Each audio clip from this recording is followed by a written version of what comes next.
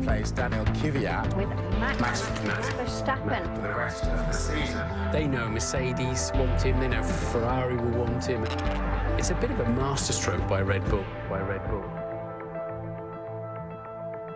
Just imagine for a second what Danny Kvyat's been going through over the past fortnight. I should imagine it's been the toughest couple of weeks of his young life.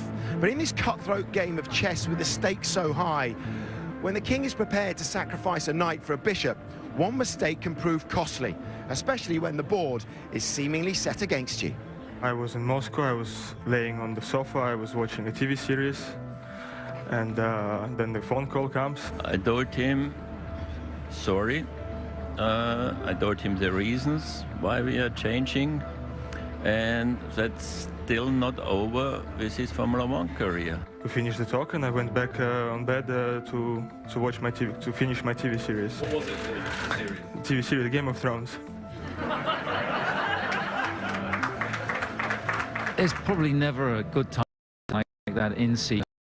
That Helmut, who looks after the junior program, consulted me on what my thoughts were with it and came to the conclusion that if you're going to do it, you may as well get on with it. Formula One is a tough business, and he's not out of Formula One. He's still in Formula One, and he has a chance to recover, but it's the category where the best only can succeed. That's a decision from Red Bull, which is being taken by themselves.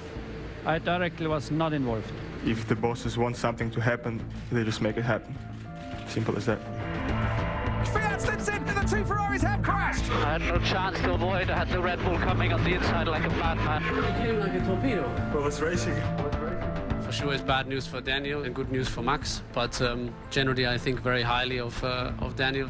I think in terms of talent and raw speed, he definitely deserves to be in Formula One. I guess everyone will have their opinion, but I've seen it before. I've seen it before in Red Bull, and that's always been the way they go. They're quite, I guess, aggressive. He was ever only a replacement driver anyway at Red Bull, so he shouldn't be surprised. Unless he brings a marketing value, his F1 career is done. And to sell cans, it doesn't work. He only sells in Russia, so there was no interest for Red Bull to keep him in the main car, and he just wasn't quick enough. Is he the benchmark, Sebastian Vettel, now? If you can't see a guy that could be the next Vettel, he's for the chop? Any of our young drivers must be capable of winning a Grand Prix. That's our goal. And if you see that there's no chance to achieve that, then we are reacting. Don't do anything stupid. No, you know I'm under control. Somebody hit me in the rear.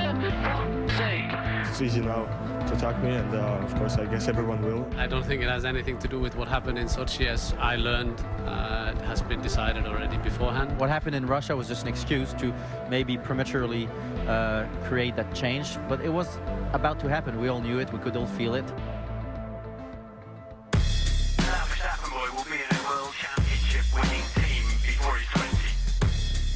There was certainly a lot of interest in Max from both Mercedes and Ferrari. I know Max's father was very keen on the idea of having his kid in red overalls, but all fathers are like that, aren't they? Generally, Red Bull have had control over their young drivers. They've put them in when they want them to.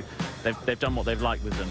Whereas Max is the first one, really, who probably has more power than them. You know, he's been able to dictate this. Max Verstappen, from the beginning on, was something special. He's a sensational talent. I mean, you guys have seen that. You've seen, you know, what he's capable of at such a young age. I think partly it's to sort of stave off, you know, for Ferrari for next year for coming to get him, but also for this year, Red Bull with him and Ricciardo could really sort of take the challenge to Ferrari and potentially Mercedes too. It probably kills the driver market for the rest of the year, because it's very clear, you know, what the positioning of the Red Bull drivers is.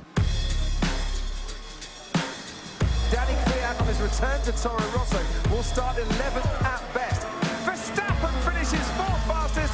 Max, take nothing away from him. I mean, what a first qualifying session he's had. So incredible result for the whole team to be on the second row. The main target was just today to enjoy it, to get a better feeling every lap, and yeah, it was working like that. So yeah, it was good.